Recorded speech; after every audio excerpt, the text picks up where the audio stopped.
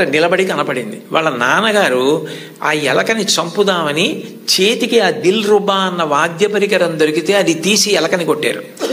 ఆ ఎలక్కి దెబ్బ తగిలింది, పడిపోయింది. కానీ ఈ దిల్ రుబా అన్న సంగీత పరికరం విరిగిపోయింది. ఈ పిల్ల ఏడుపు మొదలుపెట్టింది. లతా మంగేష్కర్, నాకు వచ్చిన మొదటి బహుమతి ఈ పరికరం, మీరు విసిరేశారు ఎలక మీదకి, విరిగిపోయిందని.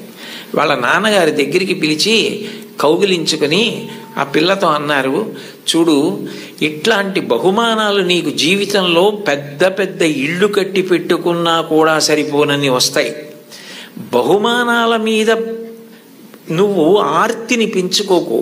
నీలో ఉన్న కళ పెరగడానికి నువ్వు పరిశ్రమ చేయడం నిరంతరం చెయ్యి.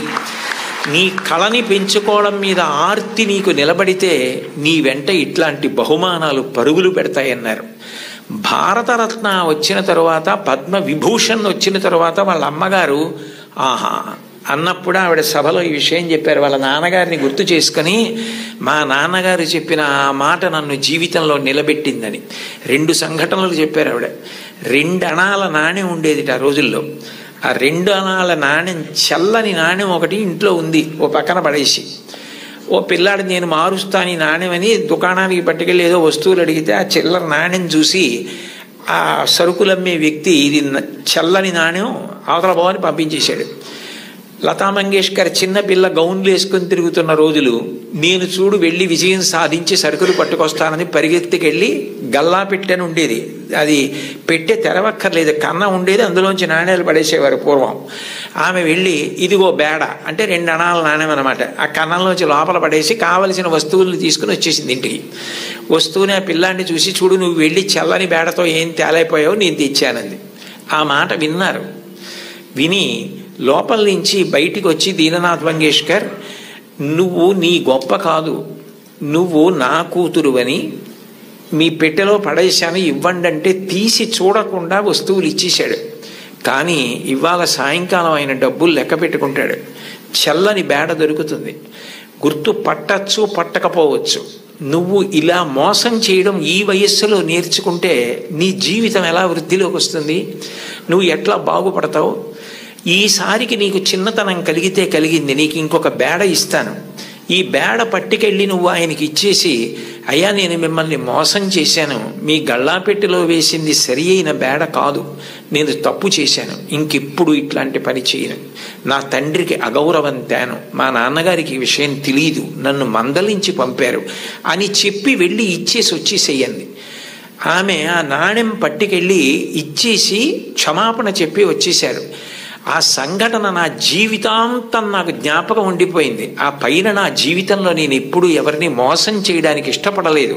మా నాన్నగారి ముఖం ఆయన మాట గుర్తొచ్చింది అని చెప్పుకుంది ఆవిడ. తండ్రి మాట పిల్లల్ని చిక్కుతుంది. తండ్రి మాట పెడచెవిన పెట్టకండి. తండ్రి గారు మిమ్మల్ని ప్రేమగా పిలిచి చెప్పినా, కోపంగా చెప్పినా, తండ్రి యొక్క వ్యధ, ఆయన హృదయంలో మీరు పాడైపోకూడదన్న ఆర్తి ఉంటుంది తప్ప మిమ్మల్ని ఏదో దండించాలనేటటువంటి తాపత్రయం ఉండదు. తండ్రి మిమ్మల్ని ఎప్పుడు ఏ మాట అన్నా దాన్ని ప్రేమతో, నాన్నగారు తప్ప ఎవరంటారు ఇట్లా, ఆయనకి తప్ప అధికారం ఎవరికి ఉంది, మా అమ్మకి తప్ప ఎవరికి ఉంది అధికారం అని మీ అమ్మగారి మాట, నాన్నగారి మాట వినడం మీరు నేర్చుకోండి. మీకు తెలియకుండానే మీకు నైతిక విలువలు చాలా అలవాటు అవుతాయి. ఎందుకంటే మీరు పాడయ్యే మాటలు, మీరు పాటించకూడని మాటలు మీ తల్లిదండ్రులు మీకు ఎప్పుడూ చెప్పరు. కుటుంబ విలువల్లో మీరు తప్పకుండా గమనించవలసినది, తల్లి తండ్రి ఎంత గొప్పవాళ్ళో మీ తోబుట్టువులు కూడా అంతే గొప్పవాళ్ళు. మీ కన్నా ముందు పుట్టిన అన్నని గౌరవించాలి, మీకన్నా వెనక పుట్టిన వాళ్ళని మీరు అంత ప్రేమించగలగాలి. ఒక్కొక్క వ్యక్తి యొక్క జీవితం చెక్కబడడానికి కారణం ఒక్కొక్కసారి తోబుట్టువులు అవుతారు. Playing it in my way అని సచిన్ టెండూల్కర్ ఒక పుస్తకం రాశారు. మీరందరికీ పిల్లలు కాబట్టి మీకు బహుశా సచిన్ టెండూల్కర్ గారంటే చాలా ప్రీతి ఉంటుంది. మీరు ఆయన రాసిన పుస్తకం చదివారేమో అని నేను అనుకుంటున్నాను, కొంతమంది పిల్లలైనా. అందులో ఆయన ఒక విషయం రాశారు. ఆయన చిన్నతనంలో ఆ రోజుల్లో అచ్రేకర్ గారిని క్రికెట్లో ఆయన దగ్గర నేర్చుకోవడం అంటే చాలా గొప్ప. అచ్రేకర్ గారి దగ్గర క్రికెట్లో శిక్షణ పొందడం కోసం టెండూల్కర్ గారు వెళ్ళినప్పుడు ఆయన్ని తీసుకెళ్ళింది ఆయన అన్నగారు అజిత్. అచ్రేకర్ టెండూల్కర్ని నిలబెట్టి కొన్ని బాల్స్ బౌలింగ్ చేయించి ఏది ఆడు అన్నారు. అస్సలు సరిగా ఆడలేకపోయారు టెండూల్కర్. ఆడలేకపోతే వెంటనే గురువుగారు అచ్రేకర్ చూసి, అబ్బాయి ఈ పిల్లవాడు ఇంకా సరిపోడు, వచ్చే వేసంకాలం సెలవుల్లో తీసుకురండి అన్నారు. అన్నగారు అజిత్ పరిగెత్తుకుంటూ అచ్రేకర్ దగ్గరికి వెళ్ళి, కాదు కాదు, మా వాడి వ్యక్తిత్వంలో ఒక బలహీనత ఉంది, వాడు చాలా మొహమాటస్తుడు, సిగ్గు, భయం, బిడియం, మీరు చూస్తున్నారన్న బిడియంతో ఆడలేకపోయాడు. మీరు సరే నువ్వు కాసేపు ఆడుతుండు, నాకు పనుంది అని దయచేసి మీరు కొంచెం దూరంగా వెళ్ళిపోయి మా వాడి ఆట తీరు పరిశీలించండి, అప్పుడు మీకు నచ్చకపోతే మా వాడిని తీసుకోవద్దన్నారు. ఏమిటో ఈ పిల్లాడు ఇంత ఆర్తిగా చెప్తున్నాడు తమ్ముడు గురించి చూద్దామని అచ్రేకర్ గారు సరే అట్లాగే చేస్తానని, టెండూల్కర్ నువ్వు ఆడుతుండు, నాకు చిన్న పనుంది మళ్ళీ వస్తానని దూరంగా వెళ్ళిపోయి చూశారు. అద్భుతమైన స్ట్రైట్ డ్రైవ్స్ కొడుతున్నాడు టెండూల్కర్ గారు. చూసి ఆశ్చర్యపోయినటువంటి అచ్రేకర్ తిరిగి వచ్చి టెండూల్కర్ని శిక్షణ ఇవ్వడానికి తీసుకున్నారు. అచ్రేకర్ చెప్పినటువంటి పాఠాలు, బంతిని ఎలా ఆడాలన్న దాని విషయంలో గురువు నేర్పినటువంటి మాట ఎంత పని చేసిందంటే టెండూల్కర్ మీద అలసట అన్నది లేదు. ఆఖరికి బంతేసేవాడు లేకపోతే మేజోడు సాక్లో క్రికెట్ బాల్ కట్టి తాడు కట్టి గడప మధ్యలో కట్టుకుని అటు ఇటు వెళ్లకుండా స్ట్రైట్ డ్రైవ్స్ కొట్టడం ప్రాక్టీస్ చేశారు వాళ్ళ మేనత్ ఇంట్లో. ఆ తర్వాత భారతరత్న అయ్యారు టెండూల్కర్.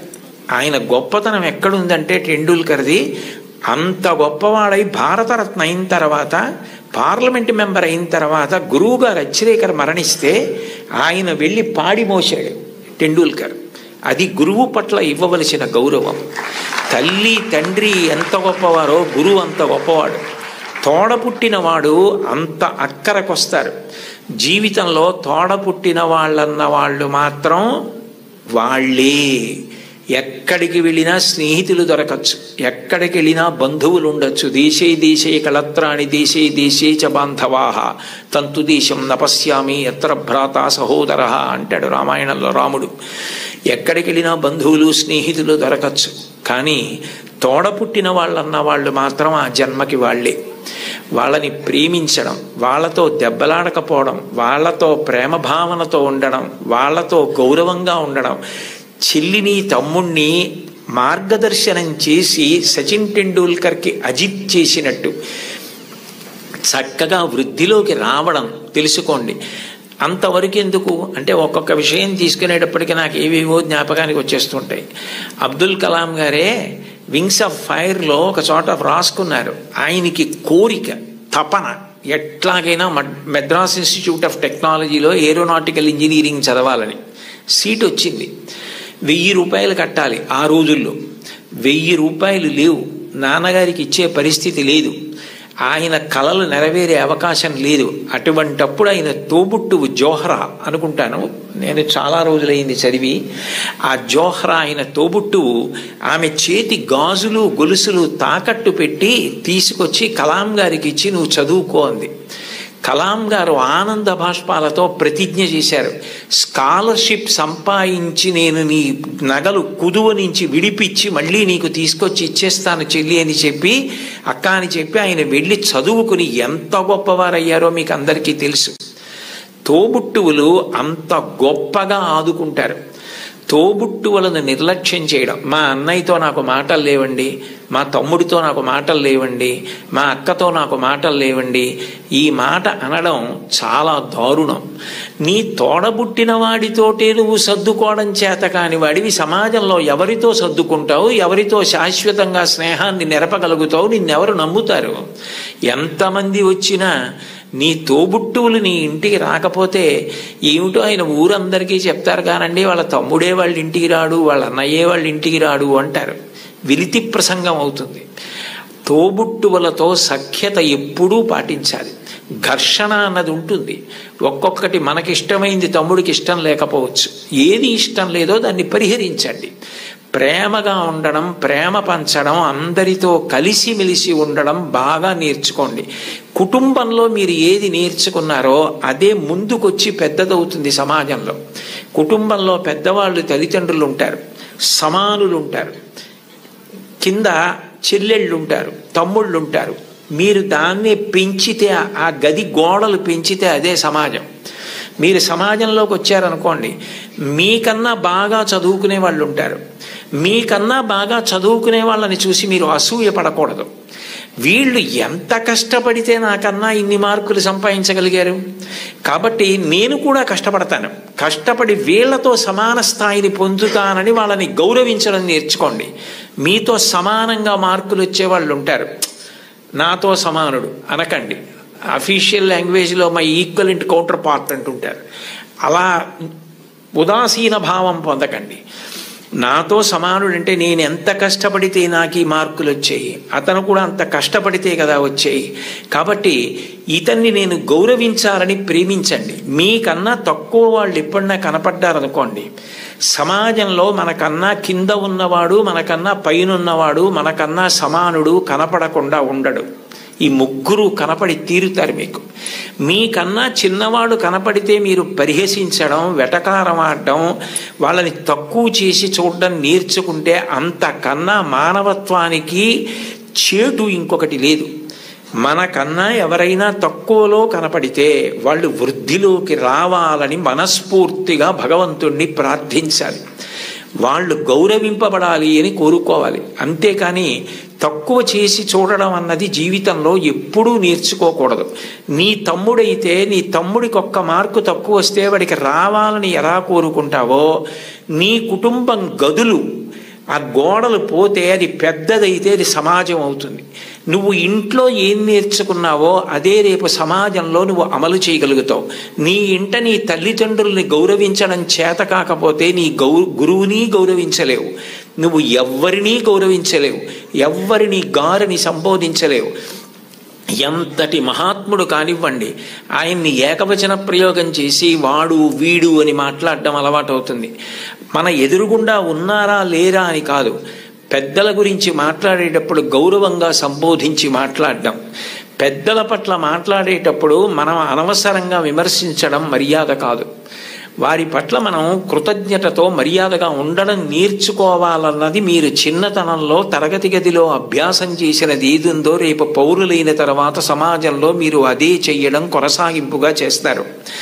అందుకని మీరు తరగతి గదిని కేవలం పాఠాలు చదువుకోవడానికి మాత్రమే పనికొచ్చేటటువంటి వ్యవస్థగా చూడకండి. సర్వే వేదవిదశూరా, సర్వే లోకహితే రతా, సర్వే జ్ఞానోపసంపన్నా, సర్వే సముదితా గుణై. ఒక్కటి జ్ఞాపకం పెట్టుకోండి, ఏమీ చదువుకోనటువంటి వ్యక్తి చేసినటువంటి నేరం పట్టుకోవడం చాలా తేలిక. ఆరితేరిన గజ దొంగ కూడా కంటి చూపు తగ్గితే దొరికిపోతాడు. ఎప్పుడో అప్పుడు దొంగతనాలు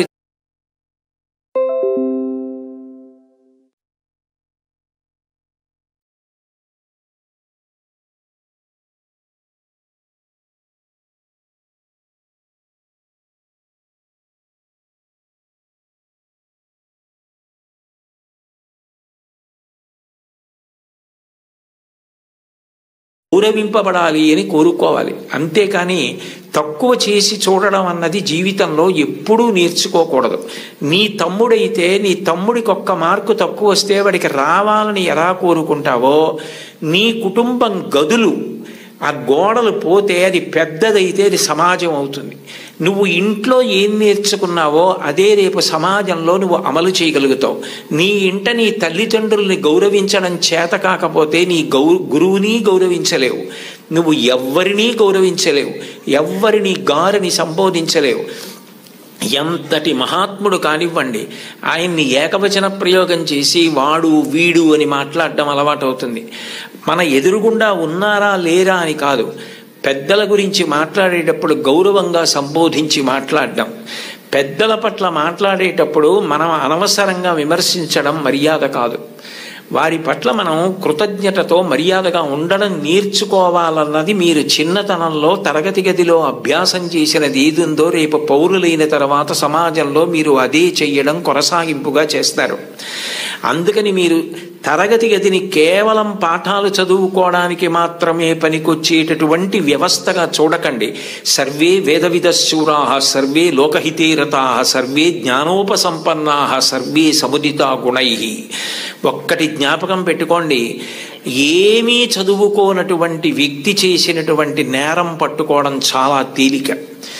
ఆరితేరిన గజ దొంగ కూడా కంటి చూపు తగ్గితే దొరికిపోతాడు.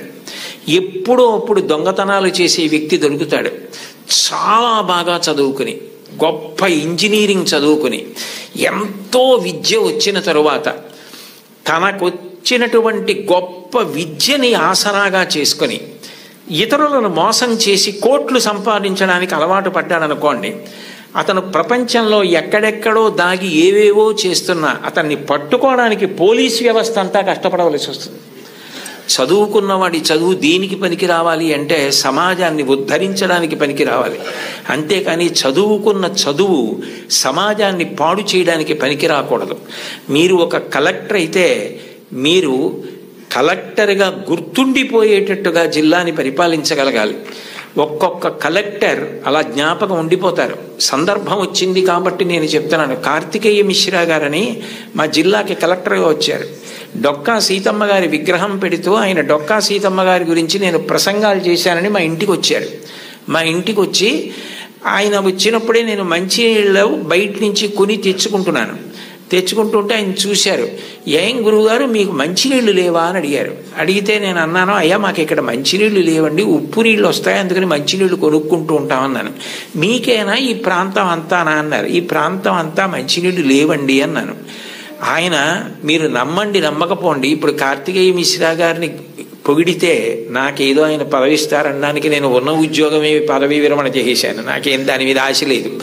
యథార్థం చెప్పాలి కాబట్టి చెప్తున్నాను. ఆయన హతాశులై సోఫాలో వెనక్కి కూర్చుని నేను జిల్లా కలెక్టర్గా ఉన్న చోట మంచినీళ్ళు లేక ఇంతమంది ఇబ్బంది పడితే నాకు అది అవమానం గురువుగారు, పరమ అవమానం అని వెంటనే ఫోన్ చేసి అధికారులతో మాట్లాడి మీరు నమ్మండి 10 రోజుల్లో ఇళ్ళకి కాదు కొళాయి వేయించుకోలేని వాళ్ళు నీళ్లు పట్టుకోవడానికి కూడా గొట్టాలు వేయించారు. ఇప్పటికే ఆ ప్రాంతం అంతా కార్తికేయ మిశ్రా గారిని తలుచుకుంటారు. అంటే నువ్వు కలెక్టర్ అయితే అలా పేరు తెచ్చుకోగలగాలి, నువ్వు ఒక డాక్టర్ అయితే అంత గొప్ప పేరు తెచ్చుకోగలగాలి. మా ఊళ్ళో డాక్టర్ ఐవి రావు అని ఒక డాక్టర్ గారు ఉన్నారు. ఆ డాక్టర్ గారిని చూస్తే జబ్బులు తగ్గిపోతాయని తెల్లవారుజామున 4 గంటలకు ఆయన కోసం మంచులో వెళ్ళి నిలబడతారు. ఆయన కూడా అలాగే వైద్యం చేస్తారు. వ్యక్తిగత జీవితమే లేదు. నేను అప్పుడప్పుడు అంటుంటాను, డాక్టర్ గారు మీకు సినిమాలకు వెళ్ళాలని ఉంటుందా అని. ఆయన పెద్ద నవ్వు అంటారు, సినిమాకి వెళ్ళిన 2.5 గంటల్లో కోటేశ్వరారు నేను ఒక్క 10 మందిని వైద్యం చేసి చూసి వాళ్ళు సంతోషంగా వెళ్ళిపోయి వాళ్ళకి ఆరోగ్యం కలిగితే వాళ్ళ పని వాళ్ళు చేసుకుని సంపాదించుకుని బతికితే నాకు అంతకన్నా ఏం కావాలండి. సినిమా ఇచ్చే ఆనందం కన్నా ఈ తృప్తి నాకు ఎక్కువ గురువుగారు. ఇది చదువుకున్న వాడికి అది లేకపోతే అనవసరం అన్నారు.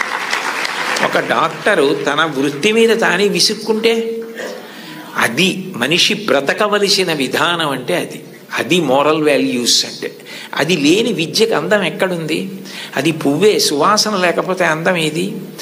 మీరు ఏది చెయ్యండి అది రావాలంటే మీరు కుటుంబంలో నేర్చుకోవాలి. గురువుని గౌరవించడం తప్పకుండా నేర్చుకోవాలి. గురువు లాంటి వ్యక్తి లోకంలో ఉండడు. ఎందుకనంటే అమ్మా నాన్న సంపాదించినది ఏదుందో అది అమ్మా నాన్న శరీరం వదిలిపెట్టేసిన తరువాత వీలునామా వ్రాసినా వ్రాయకపోయినా పిల్లలకి వెళ్ళిపోతుంది. కానీ ఒక గురువు సంపాదించినది ఏదుందో అది మాత్రం ఆయన కడుపున పుట్టిన పిల్లలకి వెళ్ళదు. అహరహం రాత్రనక పగలనక కష్టపడి అనేక గ్రంథాలు చదివి జ్ఞాపకం పెట్టుకుని దాన్ని జ్ఞాపకానికి తెచ్చుకుని తాను ప్రభావితుడై ఎవరైనా అడగగానే తాను చెప్పకుండా ఉండలేక గడ్డి తిని తయారు చేసుకున్న పాలని దూడ వచ్చి పొదుగులో గుద్దినంత మాత్రం చేత ఆవు పాలు విడిచిపెట్టేసినట్టుగా తాను ఇంత కష్టపడి నేర్చుకున్న విషయాల్ని లోకహితం కోసం చెప్పే గురువు ఉన్నాడే, అట్లాంటి గురువు లోకంలో దొరకడు. మీ టీచర్ గారి కన్నా గొప్ప వ్యక్తి ఉండడు.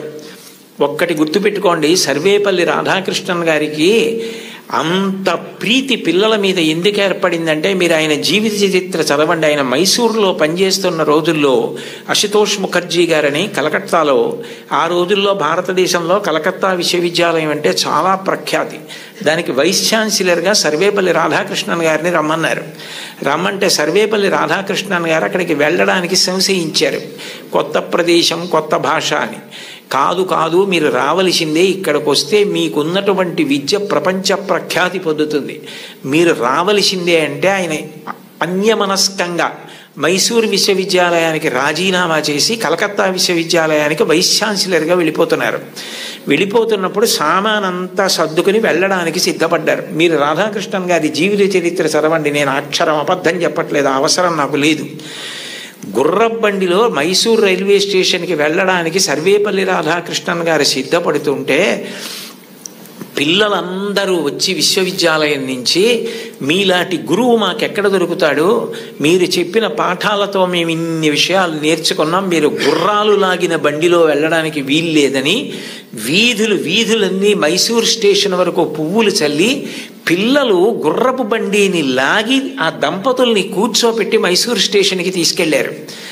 ట్రైన్ ఎక్కిస్తే రాధాకృష్ణన్ గారికి మైసూరు ప్లాట్ఫామ్ కనపడలేదు. అంతమంది పిల్లలు నిలబడి అశ్రుధారలతో ఆయన్ని విడిచి ఉండలేక ఏడుస్తూ ఆయనకి నమస్కారం చేస్తుండగా ట్రైన్ విడిపోతే, ఒక ఉపాధ్యాయుడు పిల్లల మీద ఇంత ప్రభావం చూపించగలడనమాటని తన పుట్టినరోజుగా చేయవద్దని ఉపాధ్యాయ దినోత్సవంగా చేయమని, తల్లి తండ్రి తర్వాత మీ భవిష్యత్తు గురించి అంత వెంపర్లాడే వ్యక్తి ఎవరైనా ఉంటే గురువు ఒక్కడే. అంబేద్కర్ గారు భారత రాజ్యాంగ నిర్మాత, తెల్లవారి లేస్తే ఆయన్ని స్మరిస్తాం. అటువంటి అంబేద్కర్ గారు భీమ్రావ్ అంబేద్కర్, నిజానికి ఆయన పేరులో భీమ్రావ్ అన్నది ఆయన పేరులోది కాదు. ఆయనకి చిన్నతనంలో ఒక్కొక్కసారి అన్నం తినడానికి ఇబ్బంది కలిగితే ఒక ఉపాధ్యాయుడు తాను తెచ్చుకుని మధ్యాహ్నం తినవలసిన భోజనంలోంచి కొంత భోజనాన్ని అంబేద్కర్ గారికి పెట్టి అంత ప్రేమతో చూశాడు. ఏ భీమ్రావ్ అన్న ఉపాధ్యాయుడు తనని అంత ప్రేమతో చూశాడో ఆ పేరు తన పేరులోకి కలుపుకున్నారు అంబేద్కర్ గారు. కలుపుకుని భీమ్రావ్ అంబేద్కర్ అని పెట్టుకున్నారు. మీరు కావాలంటే ఈ విషయాలు ఏపీజే అబ్దుల్ కలాం గారు ఇండామిటబుల్ స్పిరిట్ అని ఓ పుస్తకంలో ఎన్ని అద్భుత విషయాలు రాశారో అందులో ఇది కూడా ఉటంకించారు ఒకసారి ఒక సభలో. కాబట్టి గురువుని గౌరవించడం, అంబేద్కర్ గారిని గౌరవించడం అంటే అంబేద్కర్ గారు గురువుని ఎలా గౌరవించాడు, టెండూల్కర్ తన గురువుని ఎలా గౌరవించాడు, గురువు పేరెత్తేటప్పటికీ ఈ దేశంలో ఎంత గౌరవాన్ని చూపించేవారు. ఎంఎస్ సుబ్బలక్ష్మి గారు చచ్చిపోతే కలాం గారు రాష్ట్రపతి భవన్ నుంచి చెన్నై వెళ్ళి, నా తల్లి, ఈ గడ్డ, నేను పుట్టిన ఈ దేశం, ఎంఎస్ సుబ్బలక్ష్మి ముగ్గురు నాకు తల్లు లేని పాడిమోశారు. అది సంస్కారం. వాళ్ళు చరిత్రలో మిగిలిపోయారు మహితాత్ములై. అంటే నేను చెప్పేది గురువుని గౌరవించడం అన్న మాట అంత గొప్పది. కలాం గారు అంత గొప్పవారయ్యారు. అంత గొప్పవారై రాష్ట్రపతి పదవి విడిచిపెట్టేసిన తర్వాత తిన్నగా పిల్లలకి పాఠం చెప్పడానికి వెళ్ళిపోయారు. ఈ దేశం పిల్లల గురించి ఆయనకి ఎంత ఆర్తో, మహానుభావుడు చివర గుండెపోటు వస్తుంటే కూడా పిల్లలకి మాట్లాడుతూ ఒరిగిపోయారు. అంతటి మహానుభావుడు పుట్టిన గడ్డ. అటువంటి కలాం గారు తన జీవితంలో అంత గొప్పవాడవడానికి కారణం ఒక గురువు అని రాసుకున్నారు.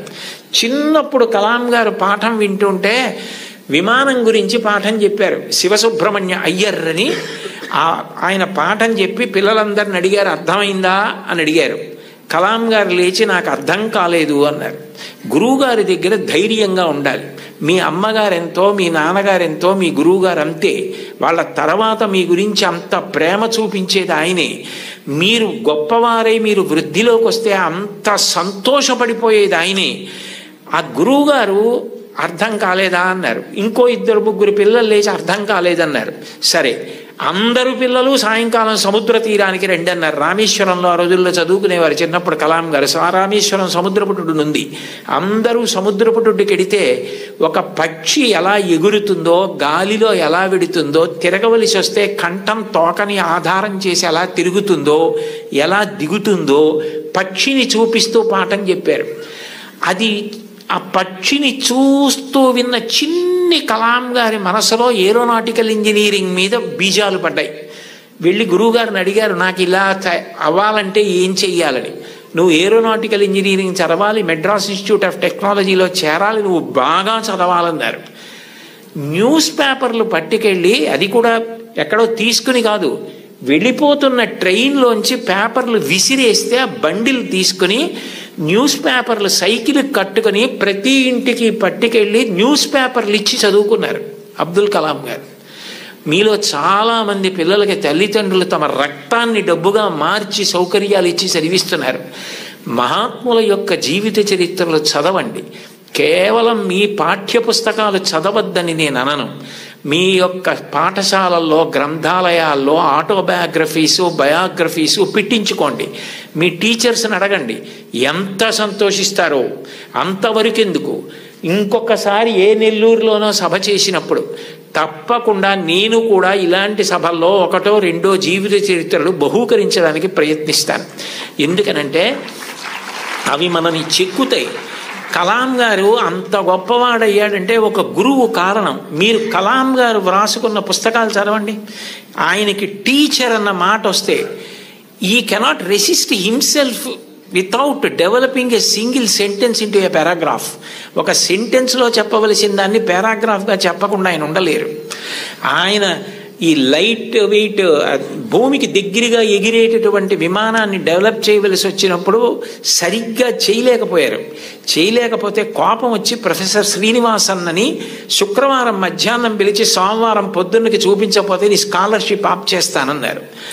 టిఫిన్ తినలేదు, స్నానం సరిగ్గా చేయలేదు, భోజనం ఏం చేశారో తెలియదు, రాత్రింబవళ్ళు వర్క్ చేశారు. సోమవారం పొద్దున్నే ఆ టెన్నిస్ ఆడుకుని ప్రొఫెసర్ శ్రీనివాసన్ వెళ్ళిపోతూ హాస్టల్ రూమ్లో కలాం ఏం చేస్తున్నాడని తొంగి చూశారు. ఇచ్చిన టైం కన్నా ముందే రాత్రింబవళ్ళు కష్టపడి బోర్డు మీద డయాగ్రామ్ వేసి దానికి సంబంధించిన రిపోర్ట్ తయారు చేసిన కలాంని ఆ అవుట్ఫిట్ తోటే, టెన్నిస్ అవుట్ఫిట్ అంటే టెన్నిస్ ఆడుకోవడానికి వేసుకునే బట్టలు, వాటితోటే వెళ్ళి కౌగిలించుకున్నారు మా గురువుగారు శ్రీనివాసన్ గారు. ఆయన నా భుజాన్ని తట్టి నన్ను ప్రోత్సహించి పడిన ఆనందం నన్ను ఇంత గొప్ప స్థాయికి పెంచి పెద్ద చేసిందని తన టీచర్స్ గురించి ఎంత గొప్పగా రాసుకున్నారో. గురువుల్ని నింద చేయడం, గురువుల్ని విమర్శించడం, గురువుల్ని హాస్య వస్తువులుగా వాడుకోవడం ఈ జాతికి సిగ్గుచేటు. గురువు పేరు చెప్పేటప్పటికీ నేల మీద పడిపోయారు. రామాయణంలో అంతటి రాముడు విశ్వామిత్రుడి పిలిస్తే దగ్గరికి వెళ్ళి నిలబడి ఇమౌస్మ మునిషార్దూల కింకరౌ సముపస్థితవు ఆజ్ఞాపయ యథేష్టం వై శాసనం కరవామకిం అన్నాడు. గురువుగారు లోకంలో ఎవరు చెప్పినా సలహా, మీరు చెప్తే మాత్రం ఆజ్ఞ. గురువుగారు చెప్తే ఆజ్ఞ, అందులో నేను తలపెట్టను. ఈ పని చేసి పెడతావా అని ఇప్పుడు అడక్కండి, ఈ పని చెయ్యరా రామా అనండి, నేను మీ కింకరుణ్ణి గురువుగారు అన్నాడు. ఇది ఈ జాతి నేర్పినటువంటి విషయం. మీరు ఏ మహాత్ముణ్ణి తీసుకోండి, టంగుటూరు ప్రకాశం పంతులు గారి జీవిత చరిత్రలో వ్రాసుకున్నారు. డబ్బు కట్టలేక కష్టాలు పడి ఇతర పనులు చేస్తూ రోజు పాఠం వినలేకపోయిన పిల్లల్ని ఆ రోజుల్లో సుందర శివయ్య గారని ఒక హెడ్ మాస్టర్ ఇంటికి తీసుకెళ్లి కూర్చోబెట్టుకుని పాఠాలు చెప్పి వృద్ధిలోకి తెచ్చారు. ఆయన కారణం నేను వృద్ధిలోకి రావడానికని రాసుకున్నారు. ఆయన నడక అలా ఉండేది, ఆయన ప్రవర్తన అలా ఉండేది, ఆయన పాఠం చెప్తే అలా ఉండేదని పక్కనే గుంటూరులో మాజేటి గురవయ్య పాఠశాల అన్న పాఠశాలలో నరసయ్య గారని ఆయన చెప్పిన పాఠాలు, ఆయన వ్యవహరించిన తీరు నన్ను అంత ప్రభావితుణ్ణి చేశాయని మహానుభావుడు ఆయన నోరి దత్తాత్రేయుడు గారు తన జీవిత చరిత్రలో రాసుకున్నారు. గురువులు మనిషిని చెక్కుతారు, ఒక శిలలోంచి శిల్పాన్ని చెక్కుతారు. ఓ సరస్వతీదేవి విగ్రహాన్ని ఒక రాయి తీసుకొచ్చి చెక్కితే శిల్పి దాని మీద ఎక్కి కూర్చుని చెక్కుతాడు. కళ్ళు చెక్కేటప్పుడు చిట్ట చివర ఎంతో జాగ్రత్తగా చెక్కుతాడు. ఉలిని పెట్టి సుత్తి పెట్టి కొడతాడు. ఆఖరణ దానికి అధివాసాలు చేసి గుళ్ళోకి తీసుకొచ్చి ప్రతిష్ఠ చేస్తారు.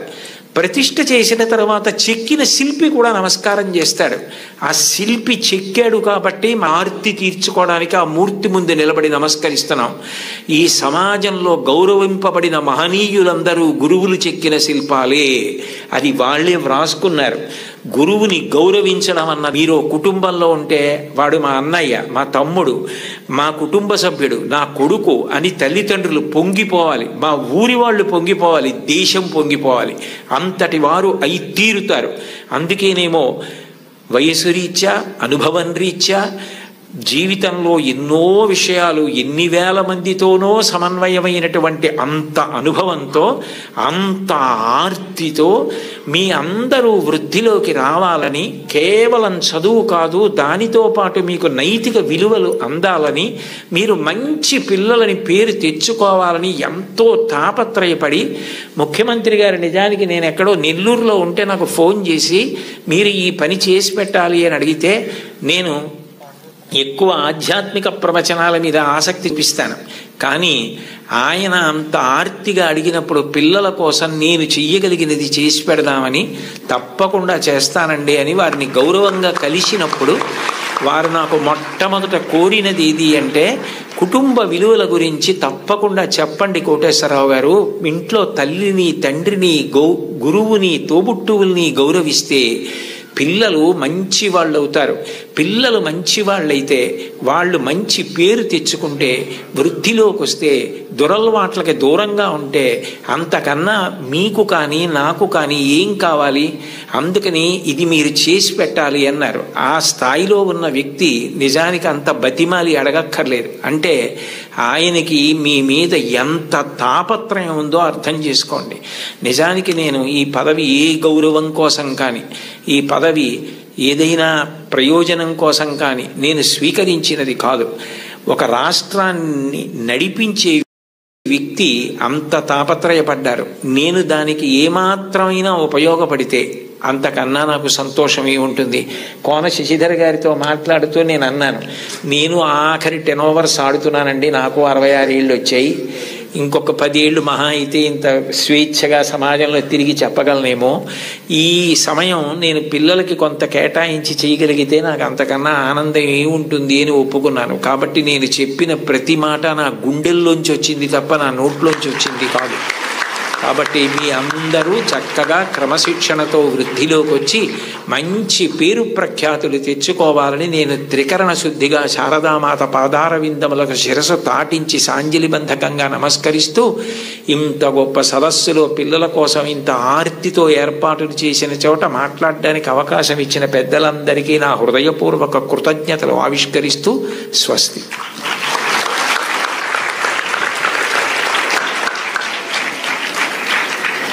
గురవే సర్వలోకానాం భిషజే భవరోగిణాం నిధయే సర్వ విద్యానాం దక్షిణామూర్తయే నమః.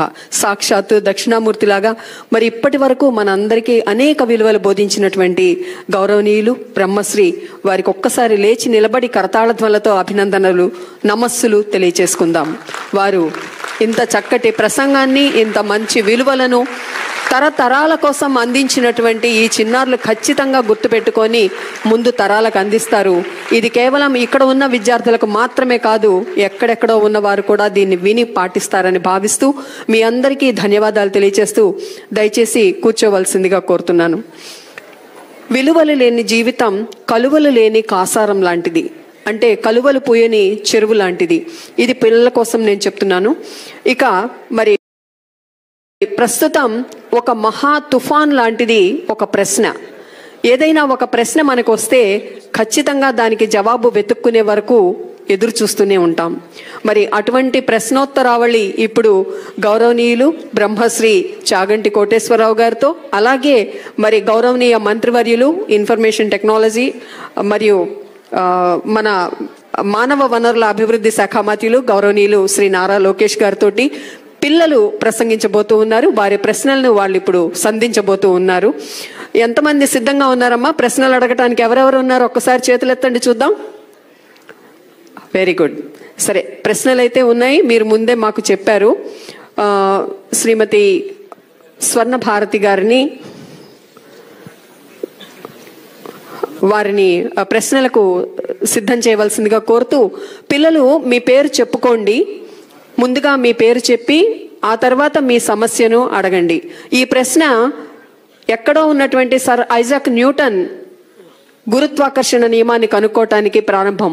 అలాగే మీరు అడిగే ప్రశ్నలు ఎన్ని రకాల ఇన్వెన్షన్స్ తీసుకొస్తాయో అని ఎదురు చూస్తూ మీకు స్వాగతం. నమస్కారం. ఈ ప్రశ్న చాగంటి గారికి. నమస్కారం గురువు గారు. నా పేరు రాజా. నేను సివిఆర్ జిఎంసి హై స్కూల్లో 9వ తరగతి చదువుతున్నాను. గురువుగారు, ప్రస్తుత పోటీ ప్రపంచంలో విద్యార్థులు అయిన మేము ఒత్తిడిని ఎలా అధిగమించాలి గురువుగారు? మంచి ప్రశ్న వేసావయ్యా. కానీ నీ ప్రశ్నని అభినందించడానికి కారణం ఏమిటంటే అది కేవలం వ్యక్తిగతంగా నీకు మాత్రమే సంబంధించింది కాదు. ఇవాళ అనేక లక్షల మంది విద్యార్థులకు ప్రతినిధిగా నువ్వు ఈ ప్రశ్న అడిగావు. చాలా మంచి ప్రశ్న. ఒత్తిడిని ఎలా అధిగమించాలి? ఒత్తిడిని అధిగమించడానికి ఎప్పుడు రెండు పరిష్కారాలు ఉంటాయి. ఒకటి ఆత్మవిశ్వాసం, 2 ప్రణాళికాబద్ధమైనటువంటి జీవితం. ఆత్మవిశ్వాసము అంటే నువ్వు చదువుకున్న దాని మీద నువ్వు నమ్మకం పెంచుకోవాలి. నాకు ఇచ్చిన సిలబస్ ఏదుందో దాన్ని బాగా చదువుకున్నాను. మాస్టారు చెప్తున్నప్పుడు చాలా జాగ్రత్తగా విన్నాను.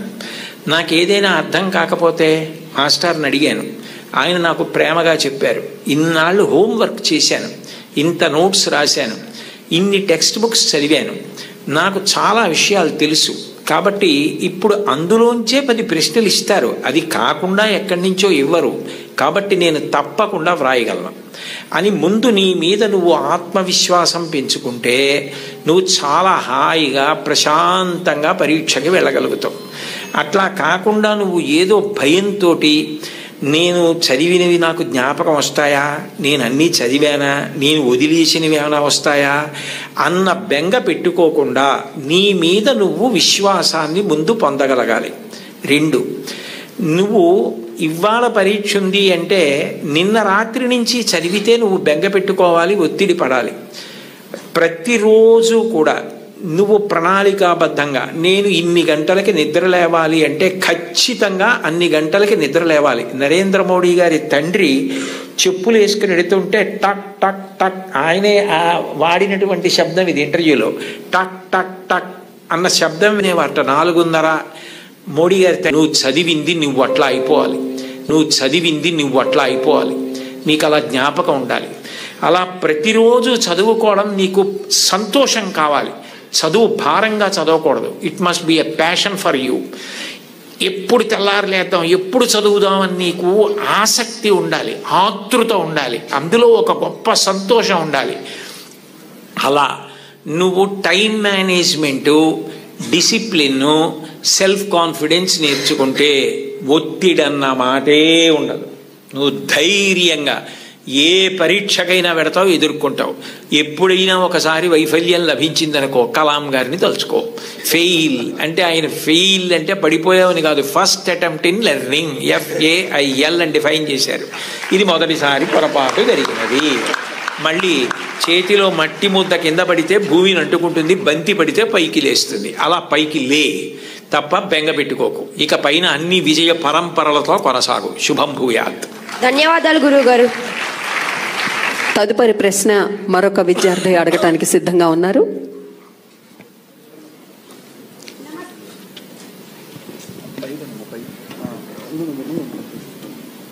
హలో, నమస్కారం గురువు గారు. నా పేరు నాగదుర్గారాణి. నేను KSRZP గర్ల్స్ హై స్కూల్లో 10వ తరగతి చదువుతున్నాను. మంచి అలవాట్లు అనేవి మనం ఏ విధంగా ఉపయోగపడతాయో తెలియజేస్తారా గురువు గారు? చాలా సంతోషం అమ్మా. నువ్వు స్పష్టమైనటువంటి రీతిలో చక్కగా నిన్ను నువ్వు పరిచయం చేసుకుని ప్రశ్న వేశావు.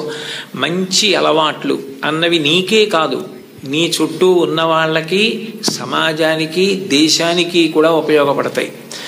మన దేశంలో వైద్య ఆరోగ్య శాఖ కొన్ని వేల కోట్లు ఖర్చు పెడుతుంది దేశం మొత్తం మీద. అందులో చాలా వ్యాధులకు కారణం ఏది అంటే అన్నం తినేటప్పుడు, పలహారం చేసేటప్పుడు చేతులు సబ్బుతో కడుక్కోకుండా ఎట్లా ఉంటే అట్లాగే ఏది పడితే అది తినడం.